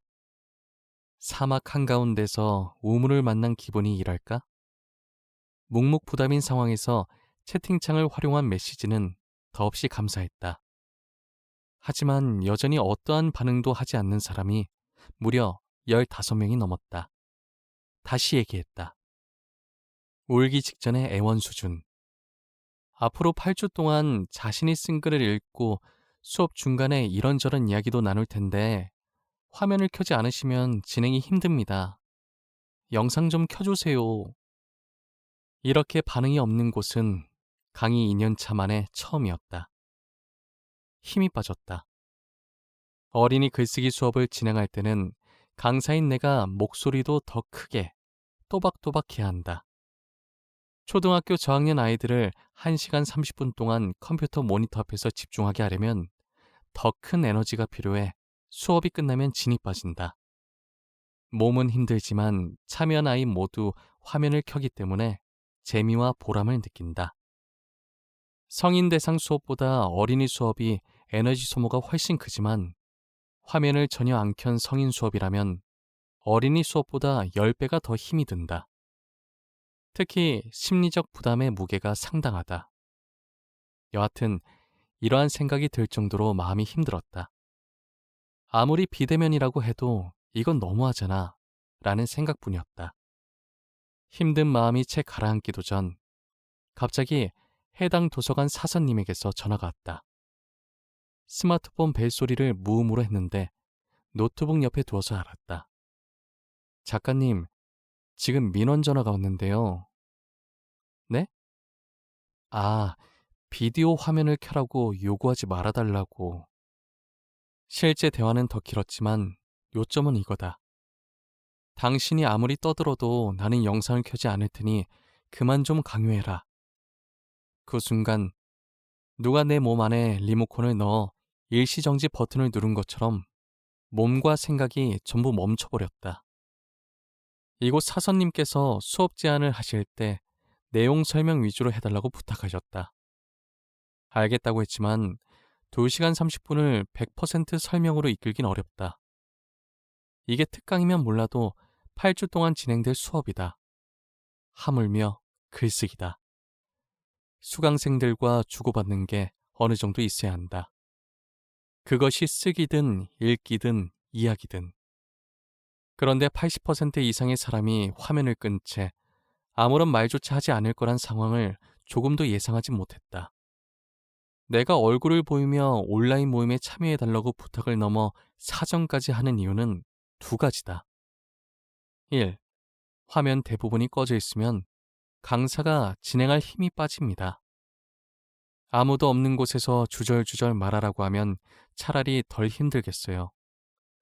동영상 강의 촬영을 위해 카메라 렌즈를 바라보고 혼자서 이야기하는 게 차라리 낫겠다고요. 하지만 약 20명이 함께 있다는 걸 뻔히 아는데 표정도 반응도 아무것도 알 수 없는 채로 혼자서 2시간 30분을 진행하라는 건 강사에게 가혹합니다. 특히 글쓰기 수업에서는 더욱이요. 코로나19가 없던 시절에 방송국은 왜 돈을 주면서까지 방청객을 모집했을까요? 그래야 앞에서 진행하는 MC들이 힘이 나거든요. 기쁘면 기쁜 대로, 슬프면 슬픈 대로의 반응을 바로바로 함께 느낄 수 있으니까요. 2. 글쓰기 수업은 그저 듣는 행위가 아닙니다. 오프라인 글쓰기 모임 때 혹시 난 가면을 쓸 테니까 수업 도중에 말 걸지 마세요 라고 하는 사람 봤나요? 아니면 저는 그냥 조용히 수업만 들을 테니 나한테 어떠한 질문도 하지 마세요. 라고 말하는 사람은요? 오프라인 수업에서 이런 태도를 보이는 사람은 아마 듣지도 보지도 못하셨을 겁니다. 그런데 온라인 수업은 왜 그렇게 소극적인가요? 책 글쓰기의 최전선을 쓴 은유 작가님이 여기에 대해 할 말이 있다네요. 나는 글쓰기 수업에서 학인 참여 비중을 높였다. 무엇인가를 배운다는 것은 본디 적극적인 행위이다. 강사의 말을 가만히 듣는 수동적인 상태에서는 배움이 일어나지 않는다. 특히 글쓰기처럼 자기 생산물을 만들어내는 경우는 더욱 그렇다. 피아노 교습소에서 피아노 소리가 안 들릴 수 없듯이 우리 공부방에서도 학인들 목소리, 의견, 생각, 책 읽는 소리가 또랑또랑 울려나가길 바랐다. 나는 우선 기본적인 글쓰기 기법을 알려주고는 학인들이 수업을 이끌게 했다. 저마다 책에서 감흥한 부분을 읽고 모르는 구절을 묻고 생각과 느낌을 말했다. 또 각자 써온 글을 발표하고 돌아가며 소감을 곁들였다. 학인들이 몸소 말하고 헤매고 느끼는 시간으로 채웠다. 은유, 글쓰기의 최전선. 본래 내 수업에서는 수강생들의 글을 읽고 삶을 나누는 시간이 반을 차지한다. 때론 이 방법이 좋은지를 고민했는데 은유 작가님의 글귀를 읽고 완전히 마음을 굳혔다. 그래, 수업을 잘 진행하고 있구나. 딱 하루만 한두 시간 동안 진행하는 특강이라면 나는 절대로 화면을 켜지 않겠습니다. 라는 고집을 어느 정도 이해하겠다. 그런데 8주 동안 진행되는 글쓰기 수업 겸 모임인데 그냥 듣기만 하겠다는 태도는 매우 아쉽다. 상황이 어려워서 화면을 켤 수 없음은 물론 대화창에 메모 하나 남기기 어려운 사람도 있겠지만 함께 얼굴을 맞대며 삶을 나눠야 나도 모르는 글쓰기 아이디어나 글감이 모습을 드러낼 텐데 말이다. 감사하게도 그리고 다행스럽게도 화면을 켜주시거나 대화창으로 반응을 보이신 5명의 수강생 덕분에 1회차를 마칠 수 있었다. 작가님, 오늘 너무 고생하셨어요. 좋은 강의 감사합니다. 다음 주 수업도 기대할게요. 등의 따뜻한 격려와 응원으로 마무리됐다. 나는 앞으로 특강을 제외한 온라인 글쓰기 수업 제안이 오면 다른 건 몰라도 이 말은 꼭 덧붙이겠다. 도서관 글쓰기 수업 제안에 감사합니다.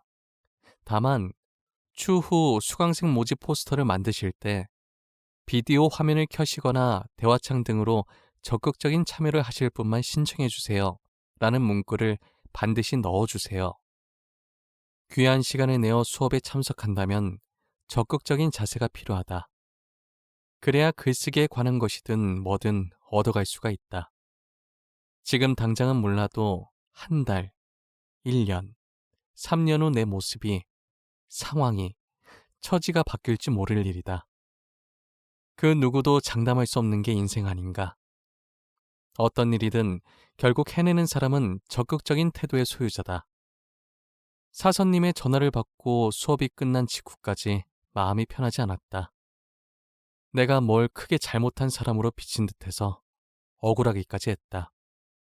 내 요구가 나 혼자 편해지자고 한 것도 아닌데 적극적인 참여로 더 즐겁고 재밌는 시간을 보내길 바랬던 건데 오후가 지나 저녁을 맞으니 기분이 좀 나아졌다. 역시 난 단순하다. 이렇게 글로 적으니 마음이 정돈된다. 하지만 이 수업이 유료였어도 그랬을까? 내가 유명한 강사였어도 그랬을까? 그래도 민원 전화는 심했잖아. 프로와 아마추어 사이에 있는 나. 내 본업은 책을 출간하는 작가이지만 글쓰기라는 주제로 알고 있는 지식이나 경험을 나누는 강사의 길에서 나는 과연 프로에 좀 더 가까운지 아니면 아마추어인지 궁금했다. 이 궁금증은 곧장 녹색 창을 열어 프로와 아마추어를 입력하게 했다. 관련 글을 여러 개 보다가 아래의 글이 눈에 들어왔다. 프로와 아마추어의 차이. 1. 프로는 기회가 오면 우선 잡고 오지만 아마추어는 생각만 하다 기회를 놓친다. 2. 프로는 뚜렷한 목표가 있지만 아마추어는 목표가 없다. 3. 프로는 행동으로 보여주고 아마추어는 말로 보여준다. 4. 프로는 해보겠다고 하지만 아마추어는 안 된다고 한다. 5. 프로는 시간을 리드하고 아마추어는 시간에 끌려다닌다. 5개의 문장이 나와 거의 다 일치해서 깜짝 놀랐다. 그렇다면 나는 프로인가 보다 라며 어깨뽕이 스멀스멀 올라올 때쯤 TVN의 예능 프로그램 유퀴즈 온 더 블럭 소녀시대 편을 봤다. 자막 질문. 인간 서주현. 소녀시대 멤버 서연의 본명. 감정을 숨겨야 했던 때. 서연. 할머니가 돌아가셨을 때 가장 힘들었어요. 어렸을 때부터 같이 살았기 때문에 거의 엄마처럼 할머니를 따르곤 했거든요. 그때가 테티서로 활동을 시작할 때였고 트윙클이란 노래로 첫 방송을 한 날이었어요. 그날 할머니가 돌아가신 거예요. 새벽에 할머니의 소식을 들었는데 첫 유닛으로 데뷔하는 날이기도 하고 무대 위에서는 웃어야 하잖아요. 이제 와서 돌이켜보면 그때 조금 나 자신의 마음에 더 귀 기울일걸 이라는 생각이 들어요. 5년차 무명 작가에게 쏟아지는 강의와 강연 등의 러브콜의 행복한 비명을 지르던 어느 날 딸아이는 남편에게 맡기고 서재에서 온라인 글쓰기 수업을 준비하고 있었다. 수업 시간 1분 전인 밤 8시 59분. 갑자기 휴대전화기 벨소리가 울렸다. 아빠였다. 평소 새벽 4, 5시에 기상, 밤 9시 이내에 주무시는 부모님이라서 이 시간에 내게 전화가 올 리 없는데 왠지 느낌이 싸했다. 몇 초 뒤면 수업을 시작해야 하지만 전화를 꼭 받아야 할 것만 같았다. 아빠가 전화를 거신 이유를 듣기도 전부터 겁에 질려서 아빠 무슨 일이에요? 라는 말이 먼저 튀어나왔다. 진이야, 엄마가 갑자기 배가 아프다고 해서 지금 응급실에 왔는데. 네? 엄마가요? 왜요? 네 엄마가 어지간해서는 아프다는 말을 안 하잖아. 근데 갑자기 아까 배가 아프다고 막 그러는데 아주 심한 정도는 아니고. 심하진 않으신 거예요? 그런데 아빠 어쩌죠? 이제 막 수업이 시작됐어요. 이따 10시 반에 연락드릴 수 있는데. 오늘 수업이 있었구나. 우리 딸 수고하네. 아빠가 괜히 전화했구나. 심각한 건 아니니까 걱정하지 마. 그럼 수업에 열중하렴. 전화를 끄는 그 찰나의 순간에 한 개그맨의 고충이 떠올랐다. 어느 개그맨이 아내의 입원 소식을 듣고도 병원으로 가지 못한 채 무대 위에서 관객들을 웃겨야만 했다는 이야기. 이러한 사연이 어디 그 개그맨뿐이랴. 그 앞에 언급한 가수 서연도 예외는 아니었다. 나 역시 슬픔을 뒤로한 채 마치 아무 일 없었다는 듯이 가면을 써야 했다. 지금 당장 엄마가 구급차에 실려 응급실로 향한다고 해서 내 슬픔을 드러낸 채 수업할 수는 없었다. 그런데 여기서 나는 프로가 아님이 증명됐다. 아빠와의 전화를 끊고 수강생분들께 이렇게 말했기 때문이다. 방금 아빠한테 전화가 왔는데요. 엄마가 심한 복통으로 지금 응급실에 가셨다고. 이 말을 했다고 해서 90분 내내 슬픈 표정이나 어조로 수업을 진행하진 않았다. 다른 때처럼 내 무기인 밝은 에너지를 뿜으며 진행했다. 하지만 수강생분들께 내가 처한 상황을 드러냈으니 진정한 프로가 아닌 거로. 집에서 온라인으로 수업할 때는 물론 외부에서 강의나 미팅할 때에도 갑자기 안 좋은 소식을 들을 수 있다. 그때마다 슬픔은 잠시 묻어두고 그저 아무 일 없다는 듯이 아무도 눈치채지 못하게 행동해야겠지. 진정한 프로들은 그랬으니까. 덧붙이는 말. 그날 엄마는 응급실에서 치료를 받고 하루 입원하신 뒤 괜찮아지셨다. 다음날 엄마가 내게 아이고, 네 아빠는 왜 쓸데없이 바쁜 너한테 전화해서 걱정을 끼치게 하냐. 많이 놀랐지? 라며 아픈 당신보다 끝까지 자식 걱정을 하셨다. 꾸준함이 대단한 이유. 한 번의 성공은 운일지 몰라도 계속되면 실력이다. 한 번의 관심은 호감일지 몰라도 계속되면 진심이다. 한 번의 도전은 치기일지 몰라도 계속되면 용기이다.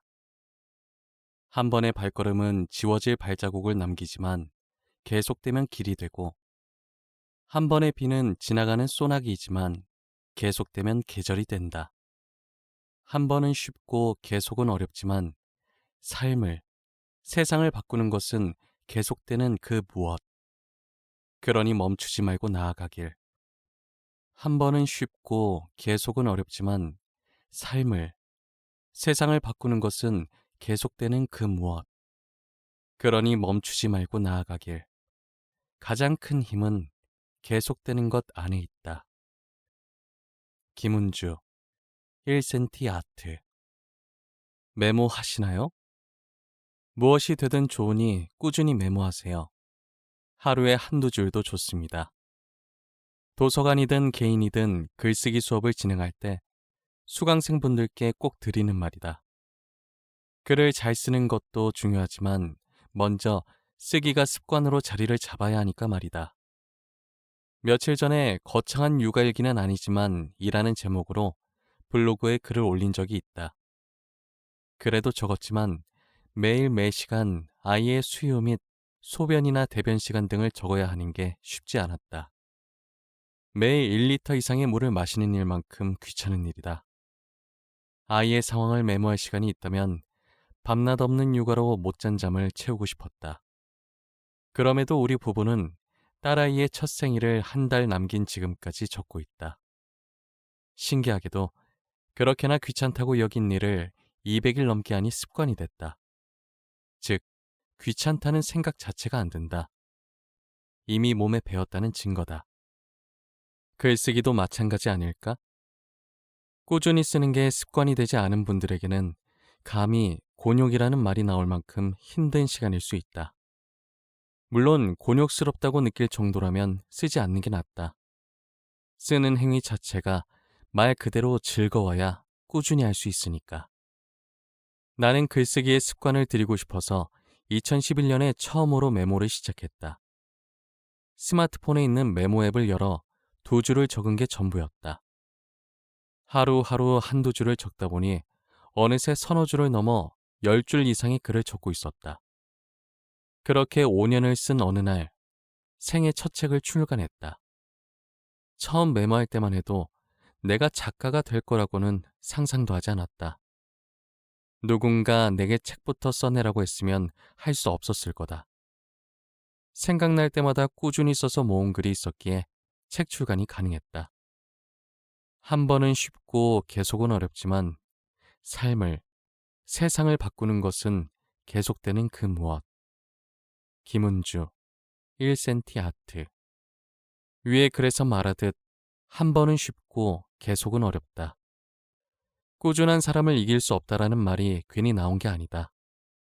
내 책, 무명 작가지만 글쓰기로 먹고 삽니다에 언급했지만 책을 쓴 사람들이 그렇지 않은 사람들보다 글을 잘 써서 출간했을까? 아니다. 책 한 권 낸 적이 없는 분들도 기막히게 글을 잘 쓴다. 글쓰기 수업을 진행할 때마다 놀란 적이 한두 번이 아니다. 차이가 있다면 바로 꾸준함이다. 꾸준히 쓴 글을 모아 책으로 엮은 것뿐이다. 육아로 책 5페이지 읽는 것조차 힘든 요즘이지만 어떻게든 짬을 내서 읽고 쓰려고 한다. 어제보다 오늘 더 좋은 글을 쓰고 싶기 때문이다. 무엇보다 매일매일 쓴 내 글들이 모여 한 권의 책이 만들어짐을 너무나 잘한다. 그러니 어찌 안 쓸 수 있을까? 여러분은 무엇을 꾸준히 하고 있나요? 가장 큰 힘은 계속되는 것 안에 있다라는 김은주 작가님의 말처럼 별것 아닌 듯해 보이는 내 작은 일을 무던히 쌓을 때 그렇게도 바라던 꿈이 눈앞에 뿅 하고 나타날 거다. 램프의 요정 지니는 무엇이든 꾸준히 하는 사람에게 기회를 선물한다. 이 글을 쓰는 나도 또 한 번 다짐한다. 재능이 없다고 서러워 말자. 뭐든 꾸준히 한다면 실력은 자동으로 따라올 테니까. 파이팅. 책 읽기보다 인성을 먼저 쌓자. 책은 마음의 양식이라고 한다. 이 양식을 채우러 도서관을 찾는 이들이 많다. 다양한 사람이 오가는 곳인 만큼 그들의 평소 책 읽는 방식도 천차만별일 테다. 지문이라도 베낄까봐 책장을 신주단지처럼 고이 넘겨 읽는, 그래서 마지막 장에 도달했음에도 새 책처럼 말끔하게 두는 사람이 있다. 위와 같은 정도는 아니지만 책장을 접거나 밑줄 긋는 행위 따위는 꿈에서도 나타날 리 없는 사람도 있다. 반대로 여러 번 읽은 탓에 빨간색에 파란색 밑줄을 덧댄 것도 모자라 자기 생각이나 아이디어를 빼곡히 적는 사람. 한 손에는 책을, 다른 한 손에는 커피나 간식거리를 곁들이는 사람. 멀쩡한 책갈피를 대신해 읽은 데까지 책장을 고이 접는 사람도 있다. 도서관에서 빌린 책을 대할 때 기본적인 예의는 지켰으면 좋겠다. 여러 사람이 읽는 책이란 걸 뻔히 알면서도 마치 내 책인 양 접거나 밑줄을 긋거나 심지어 낙서, 공공 물건이니 메모가 아니고 낙서지요 하는 사람들. 도대체 그 이유가 뭘까? 자신의 책이라고 해도 같은 행위를 했을까? 에이, 내 책이었으면 더 난도질했지. 도서관 책이니까 이 정도에서 그만한 거라고. 그런가? 내 책이 아니라는 이유로 막 다룬 건 아니고 어떠한 변명을 늘어놔도 나는 이기적인 사람입니다를 만천하에 공개한 꼴이 됐다. 자신의 책에는 얼마든지 줄 긋고 메모해도 된다. 오히려 그리해야 몸과 마음에 스며드는 진짜 독서를 맛볼 수 있으니 말이다. 내가 소장한 책을 보면 특히 자기계발서나 입문서는 난리다. 읽다가 머리를 한 대 맞은 듯한 글귀를 만나면 밑줄은 기본이고 떠오른 생각이나 아이디어를 적는다. 에세이나 소설책도 필사하고 싶은 글귀엔 밑줄을 긋는다. 맨 앞장에는 이 책을 언제 어디에서 샀는지, 당시의 다짐과 사인까지 적는다. 중학생 때부터 기록하는 습관이 몸에 밴 탓이다. 내 책이면 뭔들 못하나. 하지만 도서관에 있는 책은 우리 모두의 것이다. 도서관에서 빌린 책을 읽을 때 나는 앞서 말한 이기적인 행위는 고사하고 책 주변에 마실 것 혹은 먹을 것도 절대 두지 않는다. 행여 이물질이 닿을까봐 걱정돼서다. 부디 별것 아닌 일 같고 웬 호들갑이야? 라고 생각하지 말고 내 이기심으로 누군가는 불편하겠구나 라는 당연한 선의를 베풀기를 부탁드린다. 난 소리로도 상대의 인품을 본다. 소리를 조심하는 사람은 조심성이 있는 사람이고 그만큼 상대를 생각하고 배려하는 사람이라 여겨서다. 공공시설을 이용할 때도 공공물건을 사용할 때도 마찬가지다. 도서관에서 빌린 책도 두말할 이유가 없다. 누군가 접어놓은 책장이, 밑줄이, 낙서가 난 배려라고는 모르는 사람입니다 라고 알리는 신호로밖에 보이지 않는다. 마음의 양식을 쌓기 전에 우리의 양심을, 인성을 먼저 점검해보자. 모두의 것을 소중히 여기는 우리가 되기를. 올림픽 여자 배구팀을 보며 느낀 것. 2021년 도쿄 올림픽을 보셨는지, 그중 일본과의 경기를. 와, 정말 할 말을 잃게 했다. 우리 선수들이 너무나 멋졌다. 멋지다라는 말로도 부족한 멋짐이다. 내가 원래 이렇게 배구 경기를 좋아했었나 싶을 정도로 빠져서 봤다. 아, 정말 기회가 된다면 직접 가서 보고 싶다. 남편이 채널을 돌리다 중계방송을 찾아낸 덕에 감격의 순간을 라이브로 즐길 수 있었다. 배구 경기 방식을 몰라서 마지막 5세트도 25점 내기인 줄 알았다. 마지막 5세트는 16점을 채우면 끝난다. 그래서 14대 15로 우리 팀이 1점을 앞섰을 때도 내 심장은 그다지 미치지 않았다. 모르는 게 약이고 무식하면 용감하다더니 소파 의자에 깊숙이 앉아 기대서 보다가 우리 팀이 1점을 더 따내며 16점을 채웠을 때 해설자는 물론 화면 속 선수들의 환호와 눈물을 보고서야 현실을 파악했다. 한일전은 가위바위보도 이겨야 한다는데 하물며 올림픽에서 승리를 거두다니, 그것도 일본 땅에서. 우리 선수들 장합니다. 멋져요. 예뻐요. 나보다 나이 어린 선수들이지만 언니라고 부르고 싶을 만큼 최고다. 라바리니 감독님은 어쩜 그리 귀여우신지. 어제 처음 감독님을 봤는데 그 누구냐, 영화 비긴 어게인의 남자 주인공 마크 러팔로가 떠올랐다. 내가 좋아하는 영화의 주인공을 묘하게 닮아서인지 더욱 친근한 라바리니 감독님. 우리 팀이 이기자마자 마치 스카이 콩콩을 탄 아이처럼 팔딱 뛰며 기뻐하시더라. 우리나라가 경기에서 질 수도 있겠다는 무거운 마음으로 시청한 사람도 많았을 텐데 포기라는 글자는 관중인 우리만 떠올렸지 선수들은 마음 어디에도 담아두지 않았던 게다. 아마도 무조건 이기고 싶다는 간절함만을 마음에 품었으리라.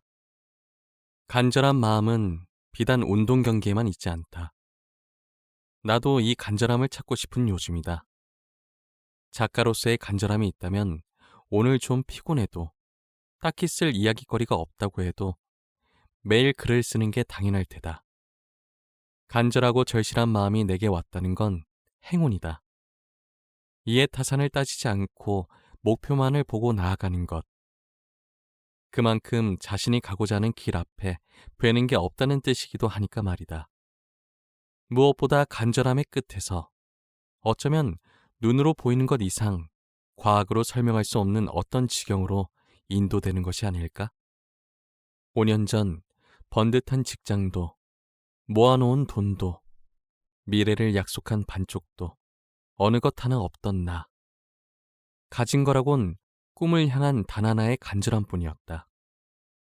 대한민국 국가대표 배구팀의 경기를 보며 잃을 것이 전혀 없던 현실 앞에 오직 작가가 되고자 하는 간절함이 충만했던 그 시절을 돌아보게 된다. 절대 허송세월 하지 마라. 책을 읽든지 쓰든지 기도를 하든지 명상을 하든지 또는 공익을 위해 노력하든지 항상 뭔가를 해라.